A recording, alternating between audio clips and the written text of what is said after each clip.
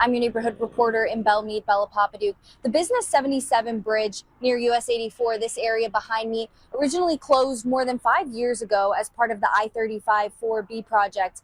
Now, as part of a separate project, it will be demolished in the fall. Ricky Maxwell has owned an auto repair shop across from the Business 77 bridge near US 84 for more than 20 years. He tells me he would see and hear the structure crumbling. Well, it's just the bridge got unsafe. It's crumbling.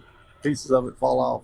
TxDOT says the bridge was specifically closed for safety reasons. Despite the construction in the area, Maxwell tells me he doesn't think the demolition will affect his business because he has loyal customers. No, it's not going to affect mine. I have the same customers for a long time. They'll find their way here. TxDOT Public Information Officer Jake Smith tells me they are still a few years out from finalizing the new project details. Long term, this intersection, Business 77 US 84, will be reconfigured, and right now that design is currently underway. While plans aren't sure yet, TxDOT has a few ideas in mind for the area. Removing the bridge, which is what they're doing right now, and then bringing that road to at grade, which means at ground level.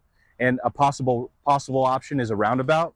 So we do have some ideas, but design is still currently underway. Earlier this week, TxDOT released the details of the new Unified Transportation Program, or UTP, which lists projects planned for the Waco district. The plans include hundreds of millions of dollars allocated for projects in our county. Why the governor, the TxDOT, is investing so much money into transportation and infrastructure, because we do have an exponentially growing economy, exponential growth in population.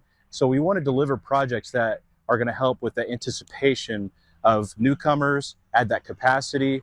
TxDOT tells me they don't have a specific date yet of when the demolition is set to finish, but it will be done in the fall. In Belmead, your neighborhood reporter, Bella Papaduke.